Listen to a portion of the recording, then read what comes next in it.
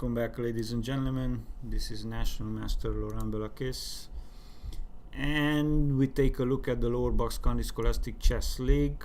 In the semifinals, Lower Moreland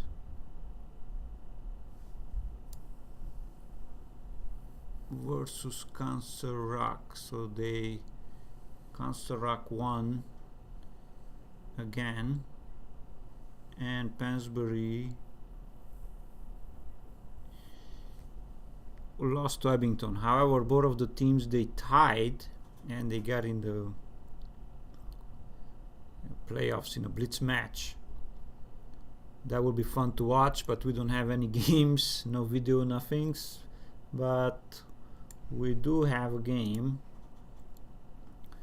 Let's see if we can upload the game.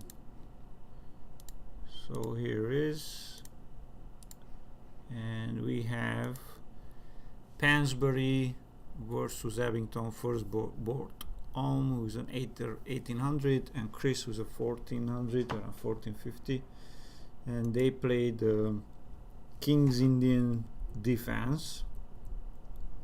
Now in the King's Indian, black doesn't fight for the center, white takes full control of the center, and white played f4, the 4-pawn variations, and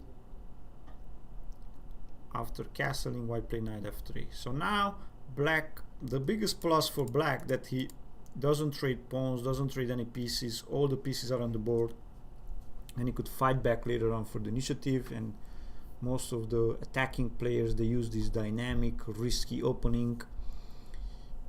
Bobby Fischer played it, Garry Kasparov played it, Nakamura played it a lot. All the aggressive players played it. And here black played c5, white played d5, very good, and now black played bishop g4. I don't like this move, and here black should have played e6 and transpose in a Benoni after bishop e2, or white could also play bishop d3. Pawn takes, pawn takes. Now we have a Benoni pawn structure, and in the Benoni this bishop is bad, so you want to trade it off. Bishop g4, and if h3, bishop takes, queen takes, a6 to play b5, a4 to stop b5, and knight bd7, castle, and rook e8, and black is controlling the e5 square with the knight and the rook, and he's gonna prepare queen c5, or sometimes queen a5, rook b5, b5 c4, knight c5. So black has a queenside pawn majority, 3 versus 2, and he's going to use it. White has a kingside pawn majority and the bishop pair. It's an unbalanced position with unbalanced pawn structure, and also white could play bishop e2, pawn takes, bishop g4, same moves, and now black has queen a5 or queen c7. Queen c7 with the idea of c4, and the knight will come to c5, and then the knight is protected. A lot of times now the problem is that white has this break with e5, and after e5 both of the bishops, the bishop pair is super active. White has a passed pawn also, and now pawn takes, rook takes, bishop takes, queen takes, rook takes, and bishop takes b7, and white is winning here. Pawn hangs on a6. This pawn is super dangerous, and queen a5 is also available option. Let's say I play queen d2, or I could play queen c2 to not my knight is not pinned. The e4 pawn is protected by the queen. Then I could play rook c8, and you could play rook e1. Both of the rooks are options, and same plan, c4, and now when you play queen f2, I could play b5. The difference is that the knight is not on c5 yet. I reduced the queenside pawn majority to 2 versus 1, and it's much. I removed everything from the long diagonal, so now when you push the pawn e5 d6 is nothing on the diagonal.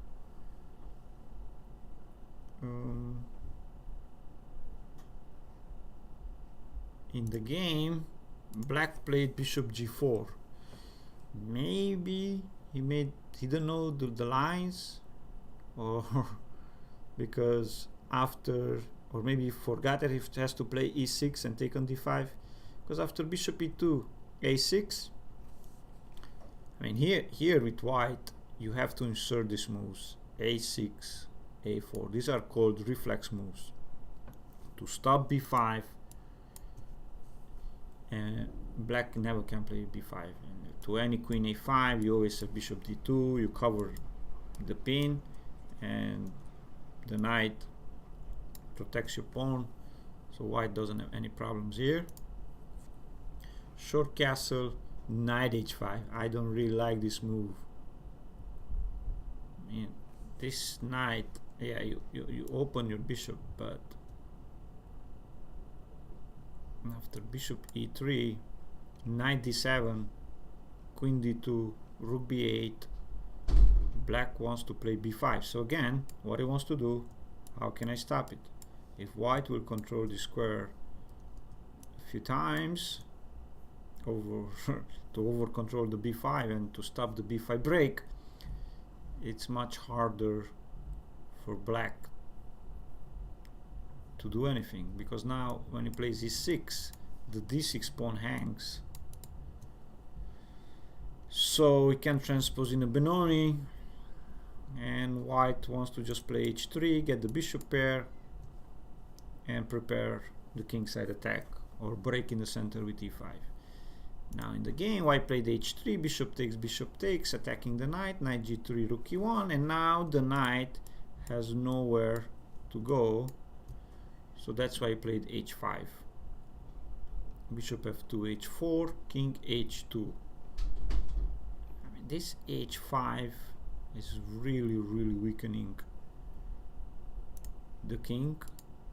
I just want to see if white could have just played h4 here to stop black's idea with h4, and then to play bishop f2. So if you play e5 to attack my pawn on h4, I take en passant and I attack your knight. If you take, then I take. I'm taking here with check, and your knight hangs.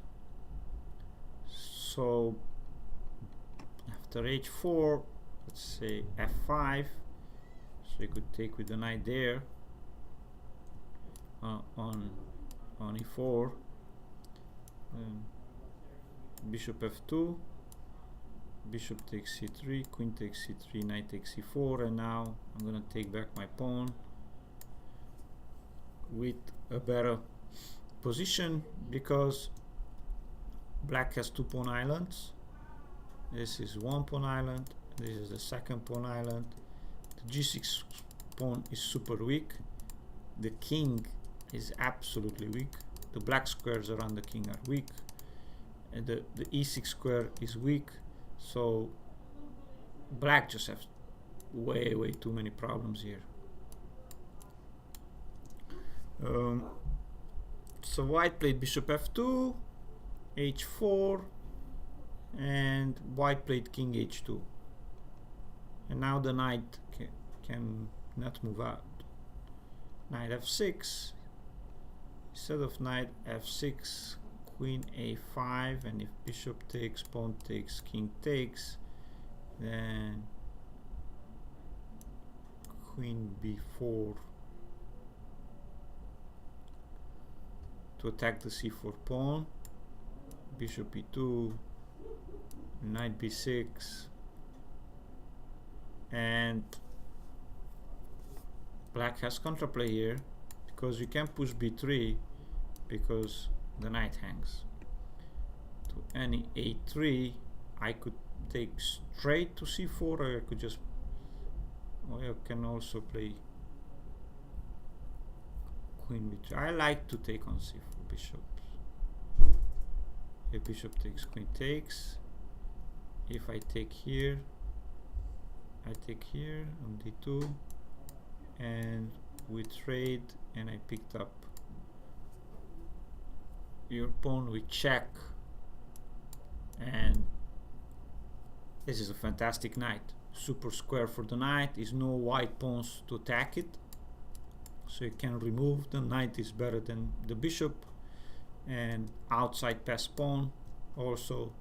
And white has again 2 pawn islands, same like black, but the pawns has a lot of problems here. King h2, knight f6, bishop takes, pawn takes, king takes, knight h5 check. That was just a losing move. If white will not bother about this pawn, and we will just shut this bishop in, and he will play e5, and this bishop will be shut down, he will have a better position. You liberate the e4 square for your knight also, so when the queen comes, you could checkmate on h7. Yeah, black could try b5, but then instead of opening the b file, I take. And now a4, if you push, knight b5, if you take, rook takes. And I could transfer my rook.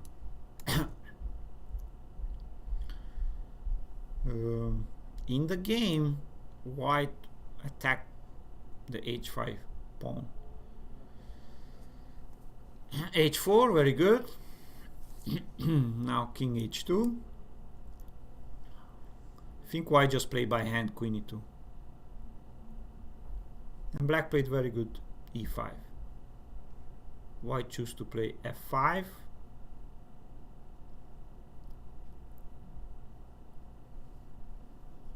It would be interesting to open up the d file, but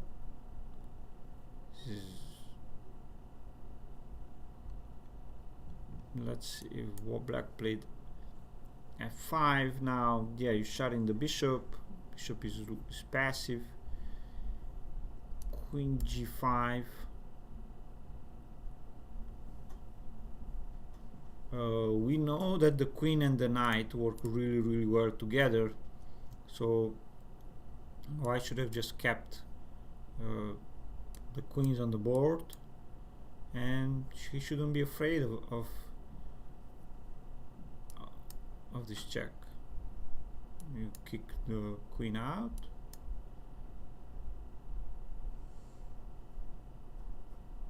and keep the queens on the board.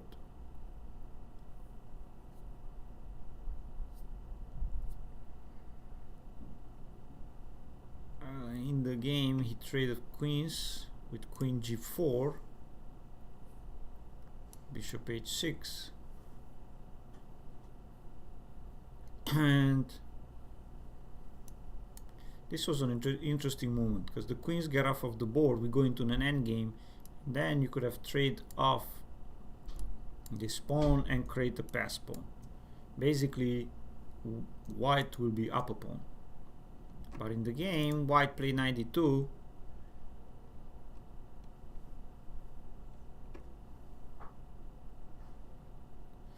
and black could have just taken on g4 and just play b5.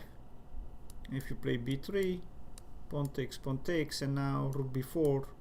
It's very similar to the game, what happened later actually. I don't see, I mean, black wanted to play rook g8, I assume. King h7, rook f1. I don't understand this move, rook f1.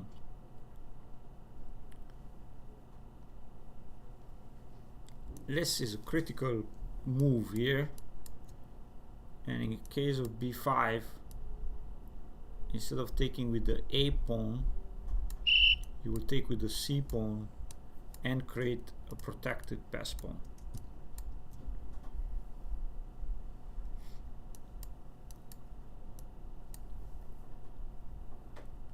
And white will have two rabbits, two pass pawns. It's true that black has 2 versus 1 here,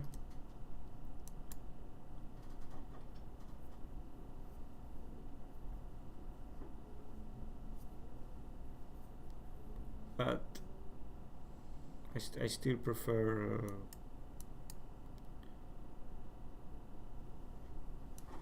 white here.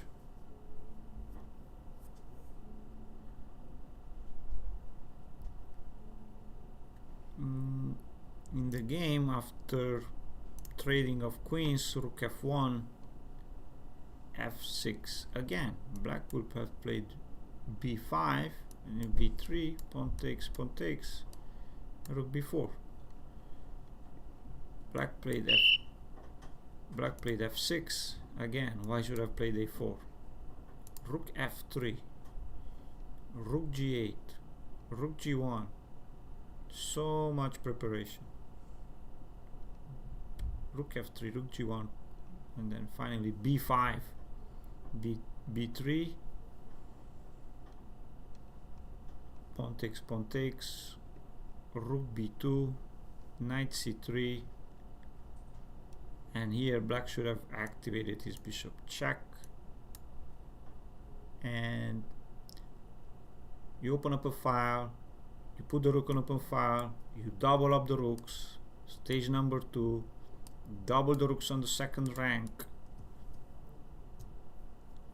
That's what black should have go for. Instead, played rook b4, rook b1. Now, if you take on c4, I give you the file.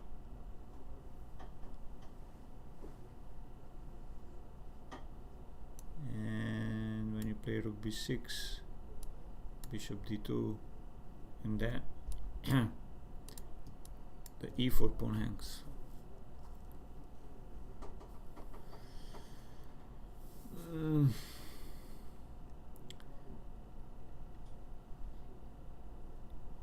Black captured on b1. How about if you will double up?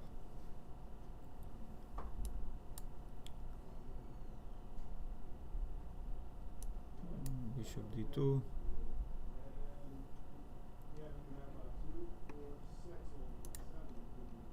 So he took on b1, knight takes b1, rook b8, rook b3, rook b4, rook b4, pawn takes b4, and white couldn't win this endgame. I cannot believe. I mean, you just push the pawns and you win because the king is out of the box, which means the king cannot catch the pawns.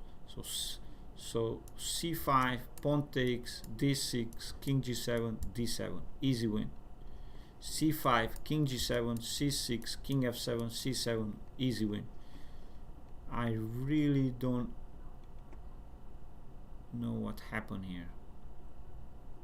c5, bishop f4, I just keep my king on the white squares, you have no checks, bishop e3, and I take. Yes, you will catch my pawn with the bishop, but I could just play knight d2. Let's say you play king g7, d7, bishop b6, knight d2, a5, knight c4, bishop d8, and knight b2, king f7, d6, and now I control all the squares. The king gets cut out. I block your pawn with the knight, and I will create another pass pawn. So king f8, knight d3, king f7, knight c5. Easy win. I cannot believe that white didn't Fine, maybe he was in time trouble. Still. King G1, Bishop E3, King F1, King H6, King E2, Bishop C5, Knight D2, and White created a pass pawn on the king side, but he let the black king to come in and pick up the pawn. After that, it's an easy win because I have 2 versus 1 on the queen side, and B3, and when you take, I just push A3. King C2, Bishop B4, I attack your knight, and when the knight moves away, I just pick up your pawns. Or I could just play A2, either way. Congratulations to the winners, and good luck in the semi-final, in the final where we're gonna have Abington at Council Rock South. Good luck and see you guys at the States.